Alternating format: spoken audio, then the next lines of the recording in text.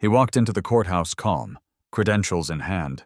But to Officer Brent Halston, all Marcus Cain's Navy SEAL training, government ID, and respect meant nothing. Because Marcus was black. In seconds, Brent kicked him in the gut, slammed him to the ground, and called him a criminal. What no one knew? Marcus wasn't just a witness. He was a decorated SEAL with top-secret clearance. What happened next? It tore down a system built on silence. Want to know how one moment sparked a national reckoning? Hit subscribe, because this isn't just a story about racism. It's about what happens when the truth fights back. He didn't run at first. Marcus Cain never ran. A Navy SEAL with 14 years of service, he'd stared down warlords, led classified missions, survived firefights that lasted days. But nothing prepared him for the moment an American police officer saw his skin and decided it made him guilty. He had walked into that courthouse to help his cousin, Jamal, just a college kid caught in a false robbery case. Marcus wore a simple gray suit, no medals, no rank, just quiet dignity and a folder of legal documents. But that didn't matter. Not to Officer Brent Halston. Not in a system where a black man's calm is seen as defiance. Marcus was pulled aside before he even reached the courtroom door. "Where do you think you're going?" Brent snarled. Marcus showed his military ID. Brent didn't even glance at it. "You match the description," he snapped, his hand already on his weapon. And just like that, it happened. He was grabbed, slammed, kneed in the ribs, dragged down in front of a silent, frozen crowd. A Navy SEAL. A war hero. Thrown down like a threat. Cameras caught it. Eyes watched it.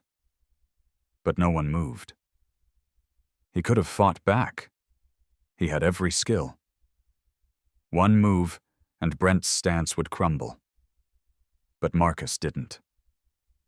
He raised his hands, stayed still, trusted his training, trusted the system. That was his first mistake. After the incident went viral, Marcus thought things would change. He thought the truth would protect him, but instead of justice, came silence. Officer Brent was placed on leave.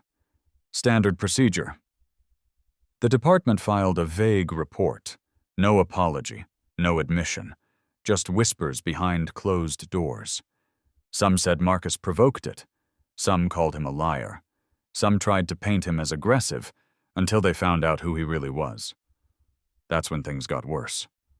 They started following him. Unmarked cars near his apartment. Strange emails. Old military buddies stopped answering calls. Even Jamal, the cousin he tried to protect, started getting threatening messages. It wasn't just about a kick anymore.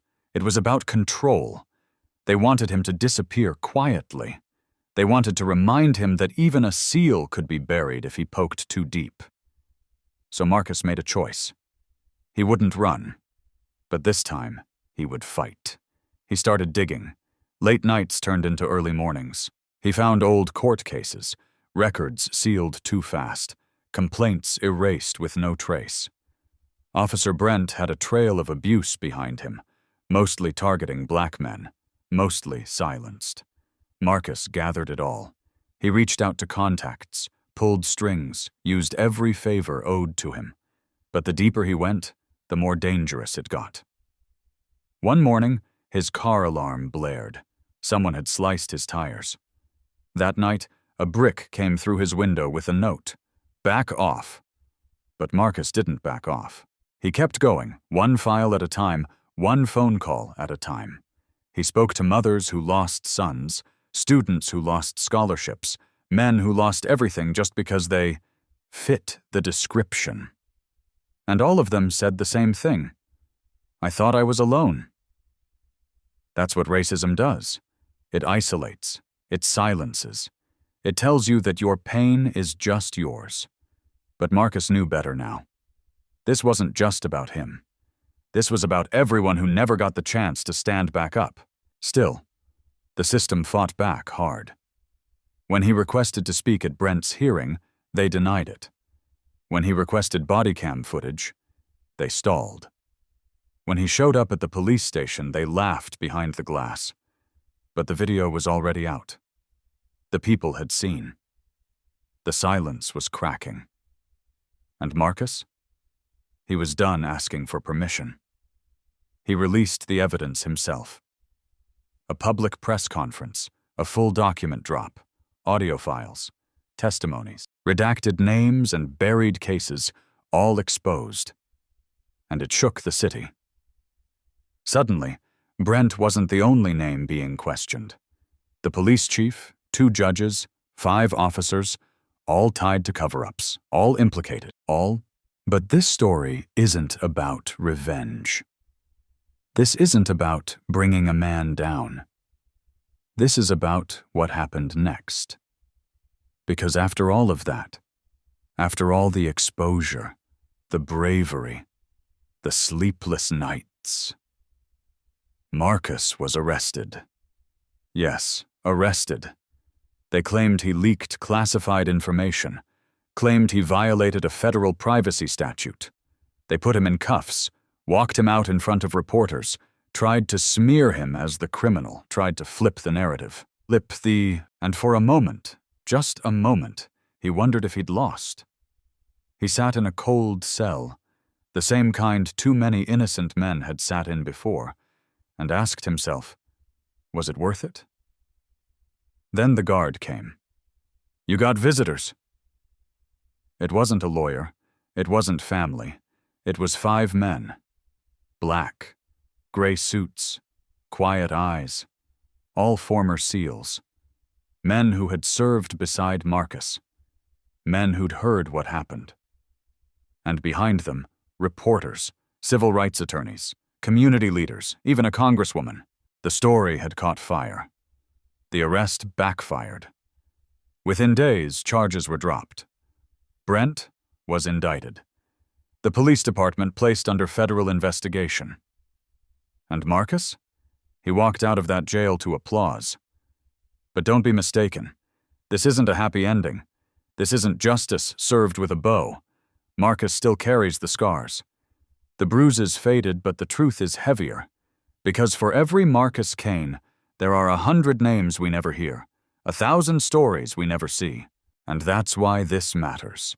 Because when a man who served his country with honor is thrown to the floor in a courtroom for the crime of being black, and the world sees it but still hesitates to act, we have a problem bigger than any one officer. So now, Marcus speaks. Not for fame, not for claps, but for change, for truth, for those who didn't get the cameras, the witnesses, the chance to fight back. Because silence didn't save him. Courage did. Subscribe to if you're ready to hear what happened after the headlines. Because Marcus Cain isn't done. And neither are we. When the video went viral, some called him a hero, others called him a liar. They edited the footage, cut out the part where he calmly showed his military ID, emphasized how aggressive he must have been, and tried to twist the narrative until it no longer resembled the truth. News anchors debated whether he provoked the officer. Comment sections overflowed with hate. Should have complied. He looked threatening. Another thug in a suit. And that crushed something inside him more than the officer's kick ever could. He couldn't sleep. Not because of physical pain, he'd endured far worse, but because of the betrayal. He'd served a country that still saw him as a threat. Every medal, every clearance, every mission, none of it protected him from being seen first as black. And that truth hurt in a way that went deeper than bruises. It echoed back to when he was 12, watching his father die in front of their house, shot by police during a routine stop for looking suspicious. He had never cried that day, had held his mother's hand and said, "I'll protect you now." And all these years later, after all the honor, all the sacrifice, he'd ended up in the same place his father had, fighting for dignity, fighting to be seen. But Marcus didn't disappear. He couldn't. The threats came first. Messages slipped under his door, anonymous calls. Then one night, he walked outside and found a dead raccoon nailed to the hood of his car with a note, "Seal this." He filed a report. It was dismissed as a prank. He tried to replace the tires slashed in front of his apartment. Insurance said the damage wasn't covered. The neighbors started avoiding eye contact. His landlord hinted about terminating the lease for safety reasons. He was isolated. Even Jamal, his cousin, the very person he was trying to help, had gone quiet. Jamal's case had been postponed, then quietly dropped. No apology. No explanation. Just a dismissal, as if it had never happened. But the stain remained. Jamal couldn't get a job. Employers saw the arrest record. Even sealed, it left a trace. "We're going in a different direction," they'd say. His college scholarship was revoked. He moved back home with his mother. And Marcus could feel the weight of that, too. He hadn't just failed to stop the violence, he'd failed to protect the people he loved from its aftermath. Still, Marcus fought. He started investigating Officer Halston, chasing down leads that led nowhere, trying to contact victims who were too afraid to speak. One man, Deshaun, had spent 6 months in jail after refusing to unlock his phone.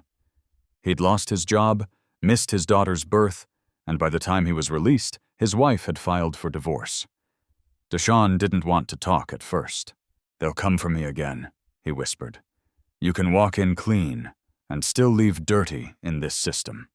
Another man, Clifford, had reported Officer Halston 5 years earlier after being slammed against a car for asking, "What did I do?" His complaint was never filed. "I wasn't scared of jail," Clifford told Marcus. "I was scared of disappearing." Piece by piece, Marcus gathered evidence: files, photos, redacted emails, buried memos. He stayed up until 4 a.m., mapping out timelines with string and pins on the wall like a war room. But the deeper he dug, the darker it got. These weren't just bad apples. It was a rotten tree, and its roots reached into judges' chambers, internal affairs, city councils.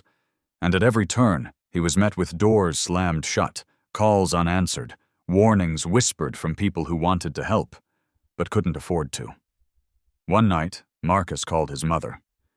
"I don't know if I'm making it worse," he confessed. "You think it wasn't already worse?" she replied. "You think just because folks don't see it, it's not rotting?" He broke down then, not with sobs, just silence. A silence so full it hurt. His mother just stayed on the line, not saying a word, letting him fall apart without shame. The next morning, he kept going. He met with Marcus Cole, an old Navy friend turned cybersecurity analyst, who helped him uncover encrypted communications, private contractor payments tied to Halston, surveillance leaks, deleted footage.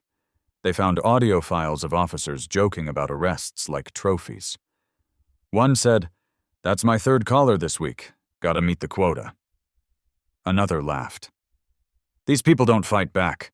They file complaints, then disappear."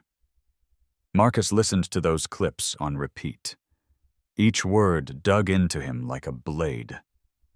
The hardest moment came when he discovered a file, sealed, about a teenager arrested 3 years earlier by Halston. He matched a vague description. Was cuffed. Slammed. The boy later took his own life. The city settled quietly with the family. No fault admitted. No name released. Marcus stared at the photo of the boy. Big smile, graduation robe. And for the first time, he cried. Not for himself. For all the ones who didn't get the chance to fight back. He made a decision that night. He would go public, not just with documents, but with testimony, with names, with the truth. They tried to stop him. Anonymous accounts posted his address online. His military record was questioned in fake articles. A smear campaign labeled him unstable, violent, politically motivated. He got a call from a senator's aide. "You might want to consider backing down for your own good." Then a notice arrived. He was being audited. But Marcus didn't stop. He held the press conference anyway.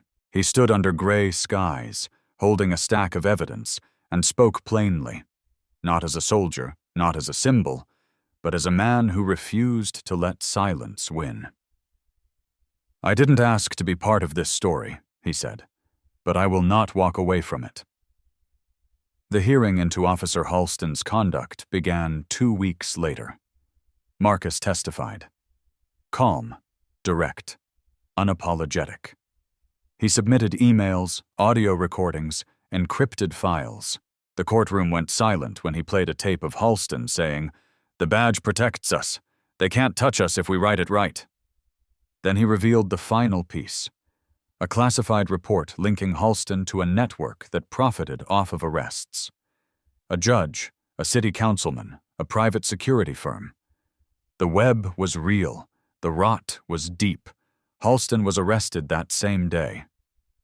And still, Marcus wasn't done. He formed a task force, helped pass a local reform bill. He gave speeches, not for fame, but for fire, to ignite others. He visited schools, talked to families, held hands with mothers who had buried sons. He met with victims whose lives had been shattered and helped them file suits, open cases, reclaim their names. But every night, when the applause faded and the reporters left, he returned to a quiet apartment and stared at the ceiling. His ribs still ached. His inbox overflowed with both praise and death threats. Some days he didn't leave the house, some nights he barely ate. The trauma didn't disappear just because the truth had surfaced. He never wanted to be a hero. He just wanted to be human.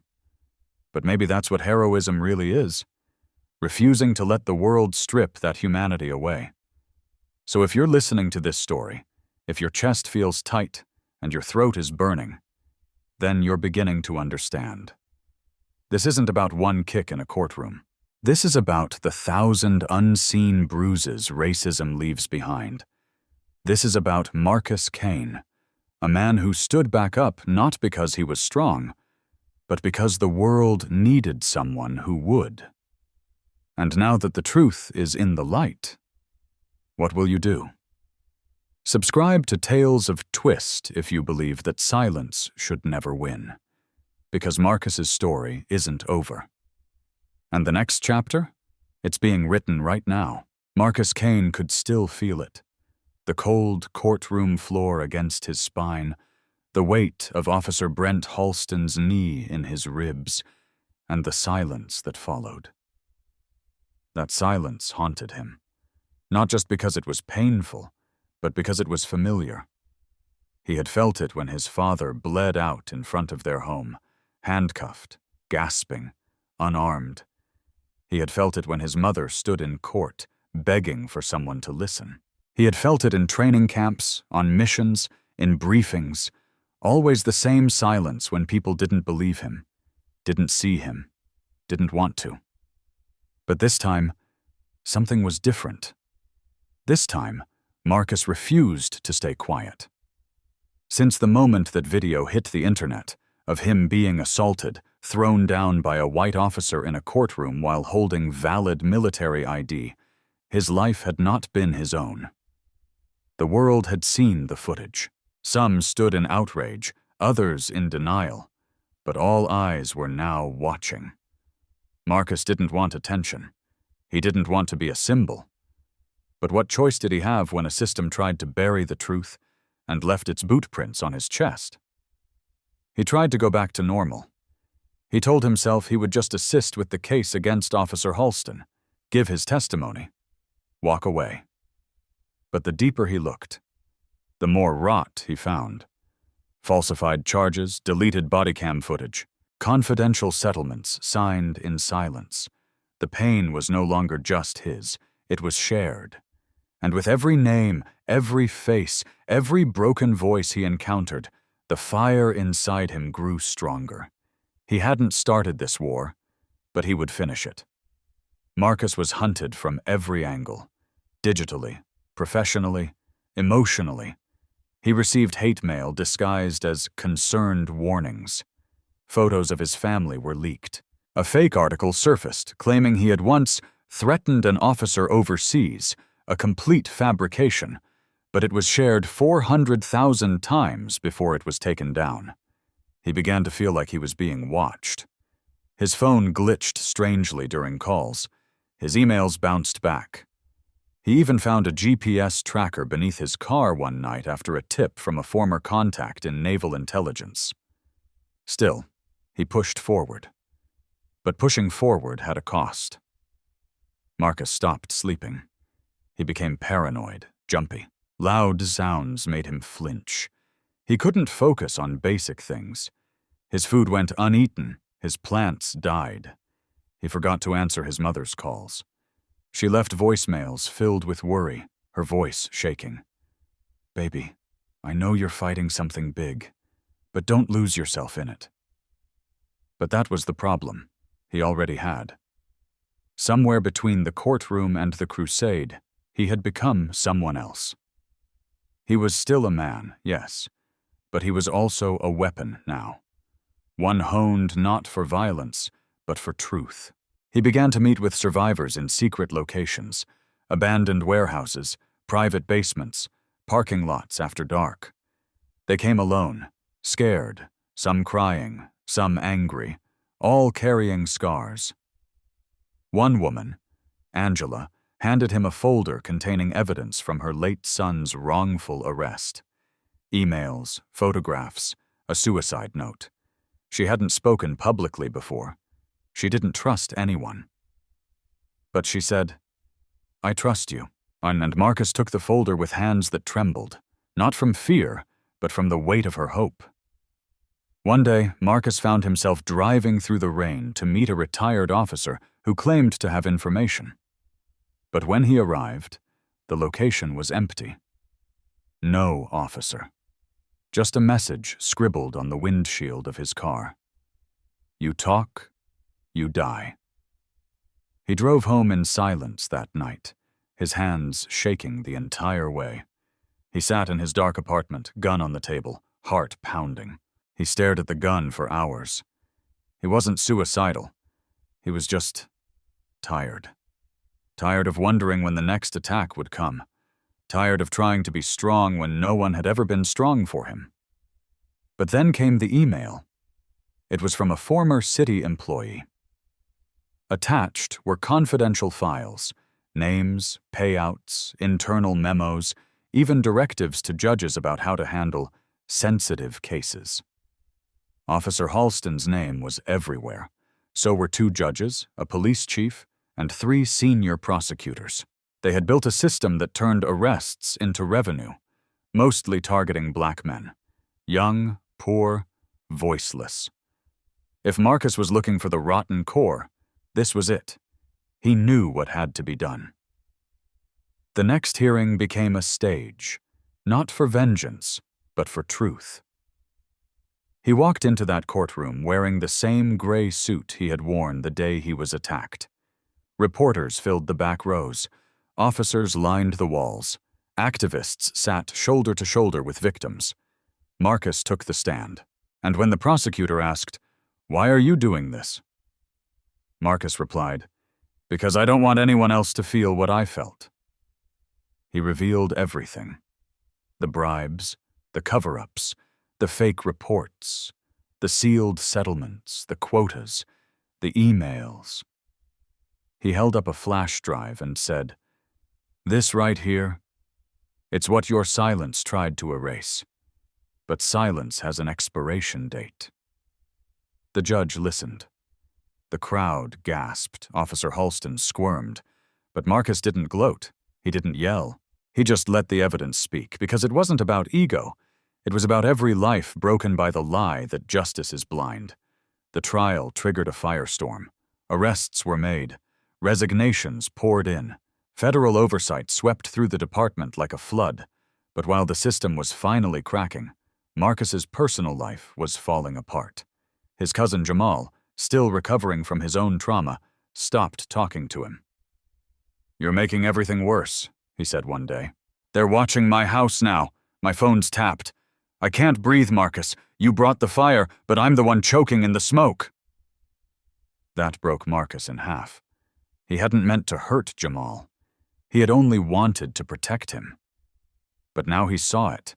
Fighting back meant putting others in the line of fire too. And for a while, Marcus disappeared. He stopped showing up to meetings, stopped answering calls. He drifted through the city, hood up, eyes down, invisible again. He started going to an old church late at night when no one was there. Just him, and the pews, and the silence. And it was there, sitting alone, that he realized something. This fight wasn't about winning. It was about witnessing, about not looking away. So he came back. He met with a journalist, gave them everything. Not anonymously, not off the record. He used his name, his face, his story. And when the article hit the front page, the nation shook. Marcus Cain wasn't just the man who got kicked. He was the man who exposed a city. A man who carried more pain than most could imagine, but kept walking anyway. The media called him a hero. Politicians offered him positions. Activists wanted him to lead. But Marcus turned them all down. "I didn't do this to be famous," he said.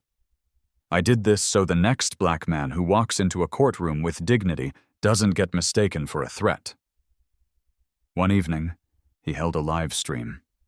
No script. Just him, face tired, voice steady. He looked into the camera and said, "I don't have all the answers. I'm not perfect.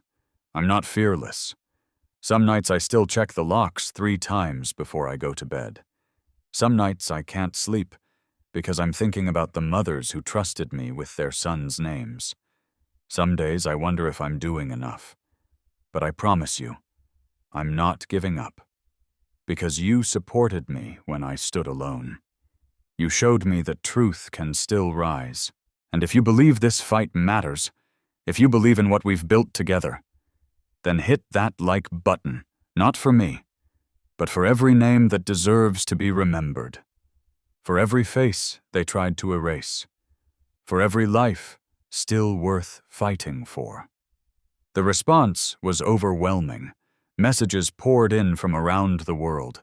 Veterans, survivors, families, even officers. People who said, "You gave us a reason to hope again." And that was when Marcus realized he had become something more than a witness, more than a survivor.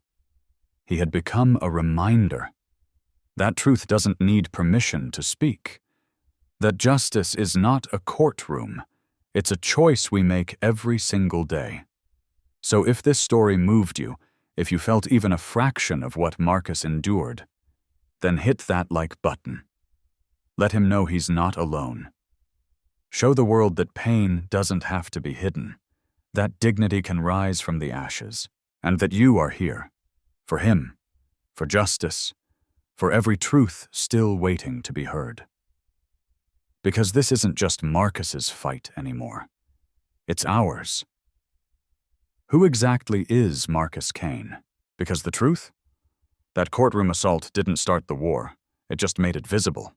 Years ago, during a covert mission in Eastern Europe, Marcus stumbled onto a data cache linked to a private American security firm. At the time, it didn't mean much. It was just a side op, logged and forgotten. But months later, he noticed something strange. One of the names listed in that cache, B. Halston, was tied to encrypted communications between foreign surveillance contractors and domestic law enforcement groups. He flagged it internally, but the report was buried. It gnawed at him. Why would a local police officer be included in a top-level international surveillance thread? He started digging, slowly, quietly, using burner accounts, encrypted apps, and payphones in cities he wasn't supposed to be in. He found patterns, military-grade software being used to track U.S. civilians, faces flagged without warrants, predictive algorithms targeting black communities under the guise of safety. It wasn't just racism. It was a business, a game of data, arrests, and manipulation. He traced it back to a shell company in Atlanta, from there to a shadow server in Brussels, and from there to Birmingham. That's what brought him home. He didn't tell anyone, not his team, not even his mother. He needed a reason to be in Birmingham, so when his cousin Jamal got falsely arrested, it gave him the cover he needed. But when Officer Brent Halston kicked him in that courtroom, Marcus knew it wasn't coincidence. It was confirmation. The same name, the same energy, the same system he had spent years chasing had just put its foot in his ribs. And from that moment forward, Marcus wasn't just a victim. He was a man on a mission. But what he did next, no one could have predicted. He vanished for 3 days. No one, not his mother, not Jamal, not the journalists circling him, could find him. His phone went dark, his apartment untouched. But when he returned, something had changed. His eyes were colder, his movements sharper, and he was holding a small black briefcase with no markings. He never said what was inside. But after that night, 3 police department servers crashed simultaneously. Court documents from five sealed cases were leaked online, and a federal judge who had once dismissed claims of racial bias resigned, citing sudden health reasons, and still Marcus said nothing. He just walked into the next hearing, calm as ever, and dropped a USB drive on the judge's bench. "You'll want to look at this," he said. "What was on that drive?" "No one knows." The courtroom was cleared. The case went into recess. But the next day, headlines exploded. FBI launches deep audit into Birmingham PD after new evidence surfaces. Subpoenas followed. Internal affairs swept through the department like a hurricane. And yet, no one could explain where the evidence came from. Marcus never claimed credit, because Marcus didn't want credit. He wanted change, but he couldn't stop. Because every time he looked over his shoulder, he saw more names, more victims, more shadows, and the more he uncovered, the more dangerous it became. He started using disguises, not dramatic costumes, just subtle shifts, a different walk, a new accent, a pair of glasses that changed the shape of his face on cameras. He started wearing hats with RFID blocking mesh, burned his fingerprints from his phone. He was no longer just a man. He was a ghost, slipping through the system that had tried to break him. One night he broke into a city archive vault. Alarms were never triggered. No guards reported anything missing. But the next morning, Marcus released a dossier proving that certain arrests were pre-planned based on AI profiling systems that assigned threat levels based on zip code, income, and race. The backlash was instant. Mayors across the country denied knowledge. Tech firms scrambled to deny involvement. But Marcus? He kept moving. He met with hackers, journalists, old enemies. At one point, he was spotted in Mexico. Then 3 days later, he showed up in Chicago with a new file drop. A reporter tried to follow him until they realized Marcus had left a decoy while the real him boarded a train 2 states away. And the craziest part? He did all this while still showing up to Jamal's college reinstatement hearing, still speaking at town halls, still hugging grieving mothers, because no matter how far he went into the shadows, Marcus never forgot why he was doing it. And then came the letter, hand-delivered, no return address, just a single line in the middle. "You've gone too far." Marcus didn't flinch. He scanned the paper, checked for chemical traces, held it over a UV lamp. Nothing. But he knew what it meant. The system had seen him, and it was warning him. Still, he didn't stop. He kept releasing files. More names, more patterns, more faces. One day he uploaded a video, not of himself, but of a young man named Theo, arrested at 15, held for 10 months for a crime he didn't commit. The footage showed Theo being interrogated without a lawyer, tricked into confessing. "They said if I didn't sign, I'd never see my mom again," Theo said in the video, voice trembling. The internet exploded. Justice. For Theo began trending. But just as momentum peaked, Marcus disappeared again. This time he was gone for 2 weeks. Rumors flew. Some said he was arrested. Others said he'd fled the country. A conspiracy site claimed he had been recruited by the CIA. But then, at 3:17 a.m., his official channel posted a single sentence. "I'm not lost, I'm working." When he returned, he didn't speak. He uploaded a single video. Satellite footage stitched together showing police officers meeting with foreign contractors at an undisclosed training facility, cross-checking against racial profiling data. The video had a timestamp. The coordinates led to a facility in Arizona. Within 48 hours, it was shut down for renovations. And yet, even then, Marcus refused interviews. He didn't want fame. He wanted the truth to echo. And if you've made it this far, if you're still listening to this story, still reading these words, then maybe you feel it too. That pull in your chest, that question in your head. What is Marcus Cain really doing? We don't know everything. Not yet. But here's what we do know. He's exposed a national data corruption network. He's brought down police officials protected by judges and politicians. He's disappeared into cities with nothing but a backpack and returned with files that shake institutions. He's walked through danger, through threats, through walls meant to keep him silent, and came back louder than ever. And he's not done, but he needs you, not to fight with him, but to believe in him. Because the battles ahead, they're even bigger, the names higher, the shadows darker. And the truth? It's not just about one officer, one kick, one courtroom. It's about every system that says you don't belong, every name that vanished, every file that was supposed to stay buried. So if this story shook you, even just a little, leave a comment below. Tell Marcus you see him, that you believe him, that you support him, because he reads them, every word, every message.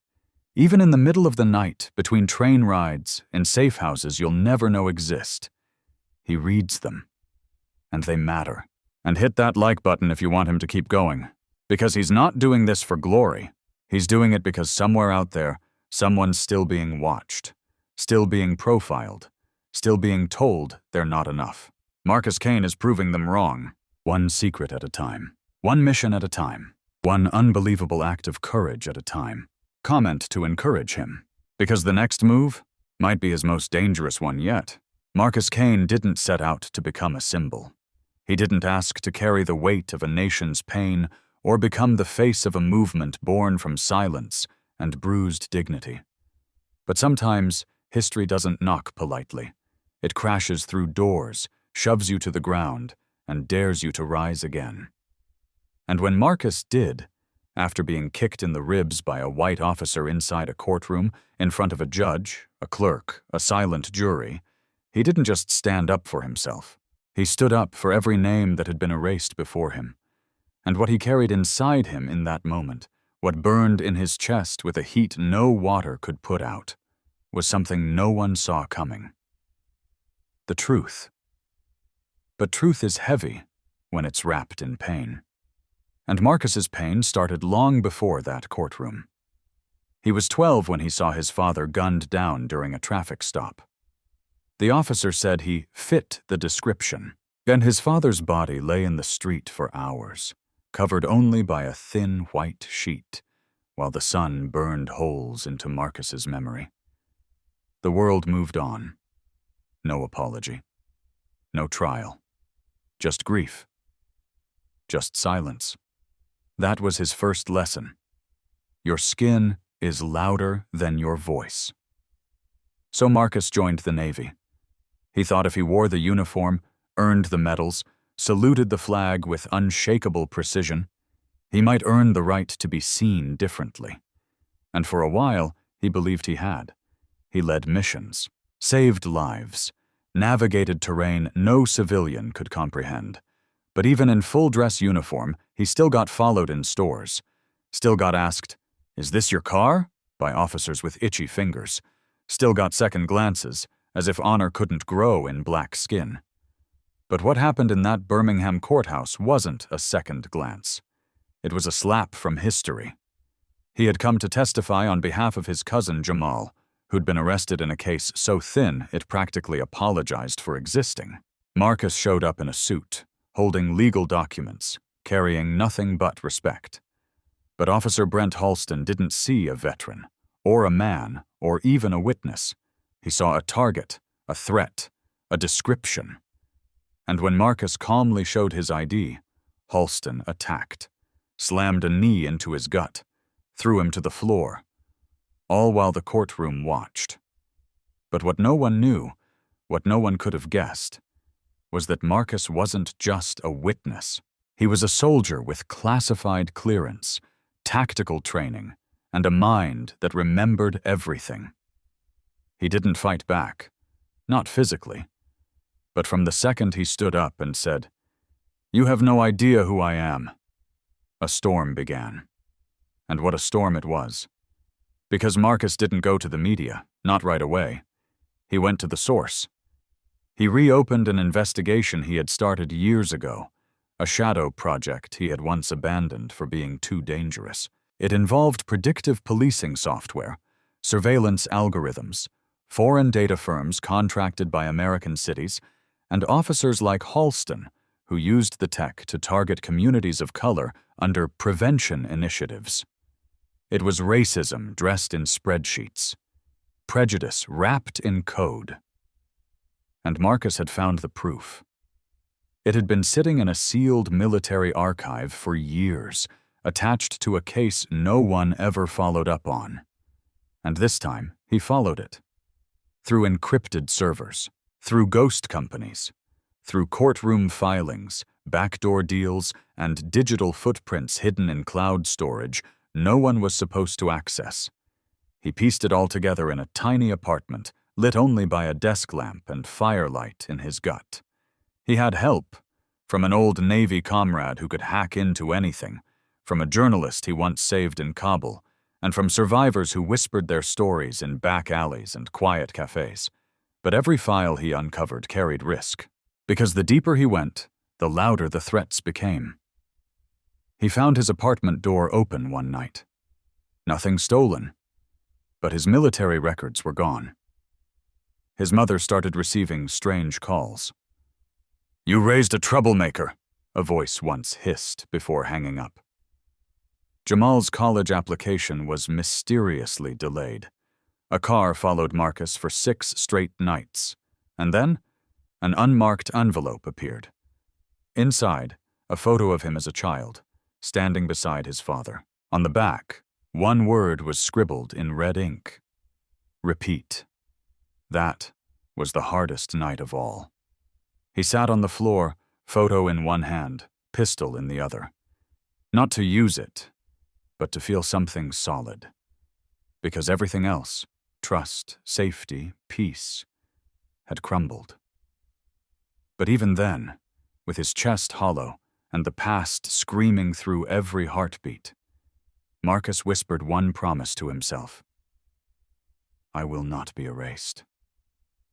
And he wasn't. Because the next day, he released the files. Not just to the media, to the public. Full disclosure, no filters. Every email, every audio clip, every redacted name, unredacted. The reaction was instant. The city of Birmingham exploded in outrage. The Department of Justice launched an emergency investigation. Subpoenas were issued. Protesters flooded the streets holding signs with names like Theo, Angela's son, Deshan, Clifford, names Marcus had quietly carried like tombstones in his heart. And finally, Officer Brent Halston was arrested. But the victory wasn't clean. Marcus became a target again. Pundits called him reckless, Politicians called him a radical. He was accused of leaking classified intel and hacking private servers. They tried to make him the criminal, and still, he didn't flinch. He walked into every hearing with his head held high. He sat across from the same officers who once mocked him and named each case they buried. He stared into the eyes of a judge who once refused to admit racism existed in his courtroom and recited the statistics by heart. And when they asked him, "Why didn't you just move on?" he said, "Because I carry the silence of men who never got to." And when the final judgment came down, when the court ruled in favor of transparency, oversight, and the arrests of 5 officers and 2 judges, Marcus didn't celebrate. He sat on a bench outside the courthouse, alone, and let the sun hit his face. And for the first time in years, he closed his eyes without fear. But the truth? He still wasn't done. Because what he learned, what he lived, was that racism doesn't sleep. It adapts. It evolves. And the fight for justice doesn't end in a courtroom. It ends when the people rise louder than the institutions that try to silence them. That's why he created a digital library, an open-source archive of racial abuse cases, surveillance reports, and predictive policing evidence. He didn't charge anyone. He didn't brand it. He just called it the Memory Project. And people came. From all over the country. Teachers, veterans, students, mothers, lawyers, people who once thought they were alone. They submitted their stories, their pain, their files, and Marcus added them, one by one, to a map that now stretches across the entire nation. But sometimes, in the quiet of night, he still remembers that floor, that knee, that moment, and he wonders how close he came to never standing up again. He wonders if the world would have moved on. Another black man assaulted, another system denied, another truth buried. And then he remembers. It didn't. Because you saw him. Because you listened. Because you pressed that like button, left a comment, told him to keep going, told him he mattered. And in that support, he found something stronger than anger, stronger than pain. He found purpose. So if this story moved you, if your hands trembled, if your throat tightened, if your heart ached while listening, press that like button. Not for views, not for algorithms, but to let Marcus know you're still here, that the light he fought to shine still reaches you, because he didn't just escape the problem, he dismantled it, brick by brick, file by file, truth by truth. And if he could do that, then maybe we all can. So to you, Marcus Cain, thank you for standing, for remembering, for fighting, for never letting them bury you. And to everyone listening, drop a comment. Tell Marcus what part of his story broke you, what part made you rise. Because stories like his don't just deserve to be told, they deserve to be felt. And when we feel them, we begin to change. Marcus Cain wasn't just carrying a cause anymore, he was carrying a nation's unresolved grief, and it was starting to hurt in places even he couldn't name. Ever since he exposed the files, dismantled the corruption, and stood up in that courtroom to speak the truth, no one else dared say. The world hadn't stopped, watching, but neither had the pressure. Now, every step he took, every word he spoke, every place he went, was scrutinized. Some called him a hero, others called him a threat. But beneath it all, he was still just a man, wounded, tired, and trying to hold it together in a world that had once told him to shut up and survive. The calls came in constantly. Survivors, families, whistleblowers, reporters, all wanting something. A quote, a story, a fix. and Marcus gave everything he had, until there was almost nothing left. He stopped sleeping again. He woke up in sweats, dreaming of that courtroom floor, of Officer Halston's knee, of the look in the judge's eyes when he said nothing. He couldn't eat, couldn't focus, couldn't breathe without wondering what system was still hiding in the dark, waiting to push back. And then it happened. One afternoon, as Marcus walked out of a youth center where he had just finished speaking to a room full of black boys about dignity and resistance, a car screeched to a stop at the curb. A masked man jumped out and shoved something into Marcus's chest. Before he could react, the man was gone. When Marcus looked down, he saw a thick envelope. Inside it were photos, surveillance shots, of him, his mother, Jamal, annotated in red ink, labeled with words like target, agitator, high risk. It was a threat, but not just to him, to everything and everyone he had tried to protect. He sat in his car that night, hands gripping the steering wheel until his knuckles turned white. He didn't drive, didn't cry, just stared at the photos while the engine hummed softly in the silence. That's when he realized the system wasn't just broken, it was angry, and it wanted him gone. But Marcus didn't run, he didn't hide, he did what he always did. He stood up. And this time, he went further than before. He went live. A stream, unfiltered, raw. Just him, staring into the camera with a face that looked older than it should have.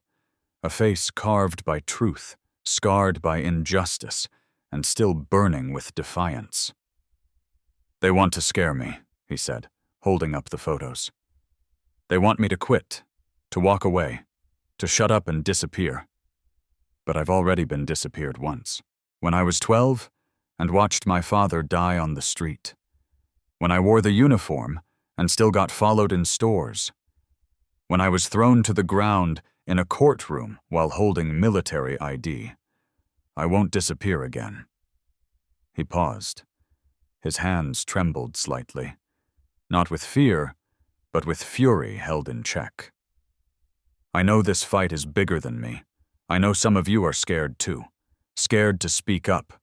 Scared to stand out. Scared to lose everything. But I need you to understand something. We don't win by staying silent. We win by showing up. Together. Over and over. Even when it hurts. Especially when it hurts." The comments section lit up. "We hear you. We got your back. Never again." But Marcus didn't flinch.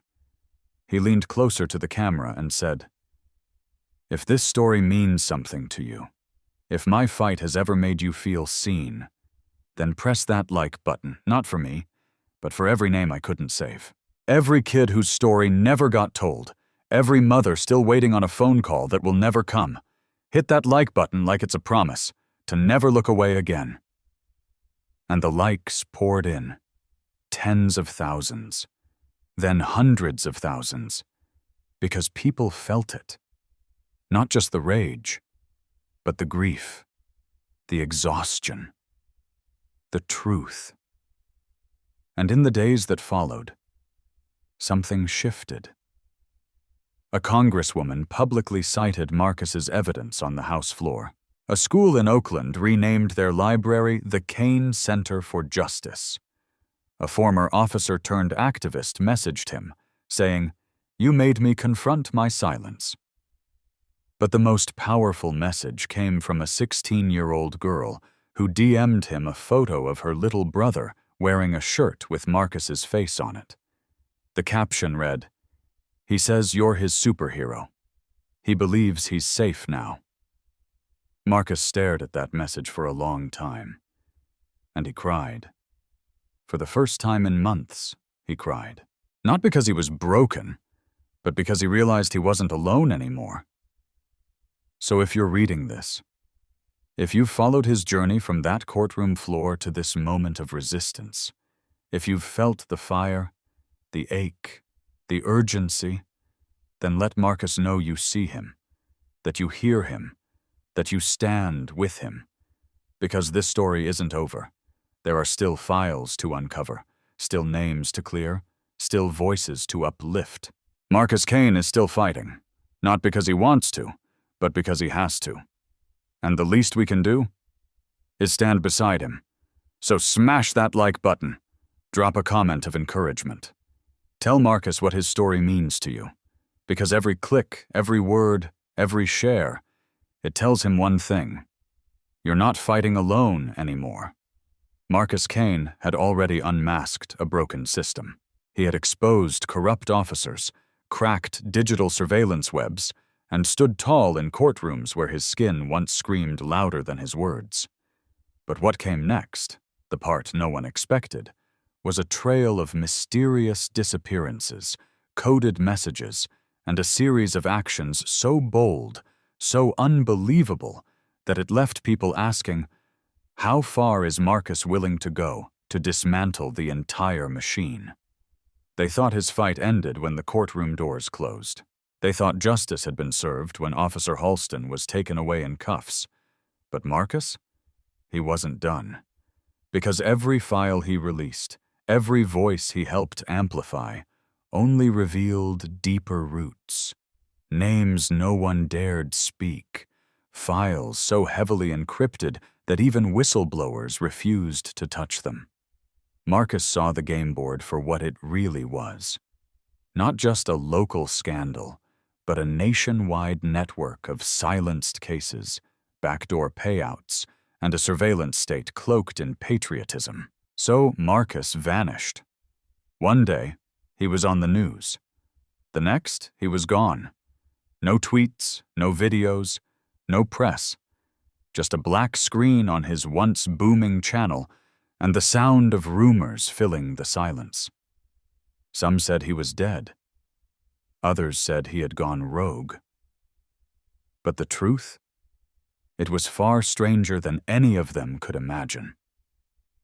Because Marcus had slipped into the shadows. On purpose. He posed as a contract courier and infiltrated a logistics firm in Nevada suspected of laundering surveillance data through humanitarian aid shipments. He climbed into a freight container bound for Arizona, knowing it held hard drives linked to a private military firm that once employed Officer Halston's former superior. He slept on the cold steel floor, eating protein bars and writing coordinates into a waterproof notebook. He crossed borders without passports, hacked servers from borrowed laptops in gas stations.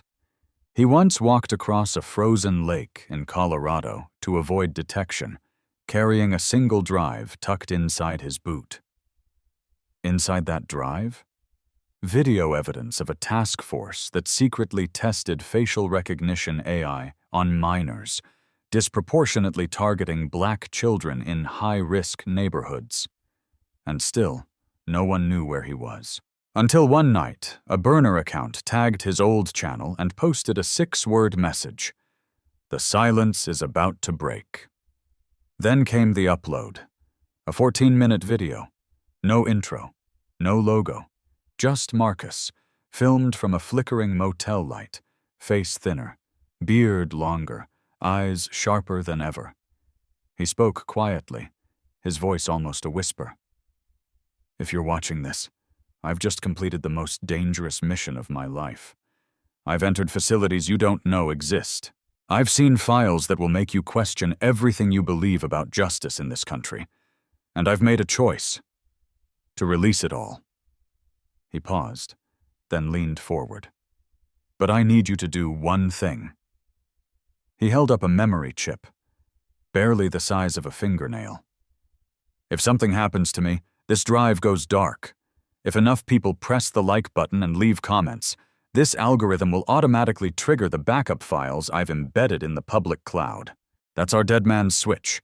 That's our firewall against silence. So if you believe in this, if you believe that truth deserves air, press like. Leave a comment. Keep the chain alive. The internet exploded. Stand with. Marcus trended globally. Hacktivists offered him digital shelter. Former FBI agents anonymously sent verification. And everyday people, teachers, barbers, students, single mothers, flooded his channel with comments like, "Marcus, you're the voice of my brother who couldn't speak. I'm scared, but I'm with you. Please don't stop." In the weeks that followed, a wave of files hit the web. Secret transcripts from internal court reviews, footage of evidence tampering by high-ranking prosecutors, and payment trails connecting surveillance firms to school districts, where children were flagged before they even turned 10. Marcus had found them all. And just when people thought it couldn't get more intense, he released the blueprint. It was called Project Paragon, a classified program that linked predictive policing, immigration enforcement, and counterterrorism funding into one algorithm-driven network. And the worst part? It had been tested on American cities for nearly 6 years, without public knowledge. Marcus dropped not only the documents, but a full interactive map showing which cities had been targeted first, and who had signed off on it. Mayors resigned, lawsuits erupted. One senator publicly called Marcus a national security threat. And yet, through it all, Marcus remained hidden. Until he appeared one final time, not in a video, but on a live-streamed call with a group of high school students in Detroit. A quiet girl asked him, "Do you ever get tired of running?" And Marcus paused, then smiled gently. "Every day, but I'm not running anymore. I'm building. Because once the truth is free, there's nothing left to chase. Only something worth protecting." Now I ask you, if you're hearing this, if this story made your pulse race, if you felt the chill in your spine when you learned what Marcus uncovered, don't stay silent. Press the like button to keep the mission alive. Drop a comment to let him know the world is still listening. Because Marcus Cain didn't vanish. He evolved. And maybe, just maybe, he's watching the comment section right now, waiting to see who's standing with him before he makes his next move. Marcus Cain's story didn't end in a courtroom, or in the shadows, or in the silence between one leaked file and the next. It ended, at least this chapter did, with something deeper than exposure, deeper than resistance. It ended with transformation. The man who was once kicked to the floor, underestimated, racially profiled, hunted by systems that profit off silence. He didn't just survive. He created something enduring. He built a movement from the wreckage of his pain. And he left the world with a reminder that truth doesn't need permission to rise. 6 months after the final drive was released, Marcus walked into a small community library in Atlanta, unannounced, and found a room full of teenagers huddled around laptops, studying cases he had uncovered. They weren't just reading, they were organizing. Drafting letters, forming peer review groups, mentoring younger kids. He stood in the back, hands in his pockets, eyes wide, quiet. Because that was the moment he had fought for. Not fame, not revenge, not even recognition. Just impact. Just change. Just young people standing in the light with no shame, no fear. And when one of the kids turned and whispered, "That's him," Marcus smiled. He didn't say much, just stepped forward and told them something that mattered more than any document or headline. Don't just fight back. Build forward. Make the next generation's truth louder than the last generation's silence. Because that's the real lesson. It's not about becoming a hero. It's about becoming a mirror and helping others see their power reflected in your courage. So here's what this story should leave you with. If someone tries to define you by your skin, remember, they're trying to shrink you to something they can control. Don't let them. Expand anyway. Speak anyway. Rise anyway. If you ever feel like you're not seen, not heard, not valued, Know this: silence is not the end of your story. It's the space before your voice fills the room. Use it. If the systems built to protect you turn against you, remember what Marcus Cain did. He didn't fight fire with fire. He fought with strategy, discipline, truth, and a refusal to disappear. You don't need to be famous. You just need to begin. Because the world doesn't change when one person shouts. It changes when everyone stops whispering. And maybe that's why you've followed this story all the way to the end. Maybe you've seen yourself in Marcus. The doubt, the fury, the quiet grief of trying to prove your worth in a world that judges your reflection before your words. Maybe you've carried your own version of that courtroom moment. If so, drop a comment. Tell us what part of his story hit you the hardest. What part reminded you of someone you love? Because when you speak, others will hear. And that's how healing begins. Press the like button if this story moved you. Not because of the algorithm, but because Marcus Cain deserves to know his story mattered. Because your support is the light he sees after walking through too much darkness. And if you believe in stories like this, real, raw, powerful stories that challenge what we accept, that push us to grow, subscribe to the channel. We're not just here to entertain. We're here to witness, to remember, to rise together. This isn't just the end of Marcus's story, it's the start of yours. We'll see you in the next one.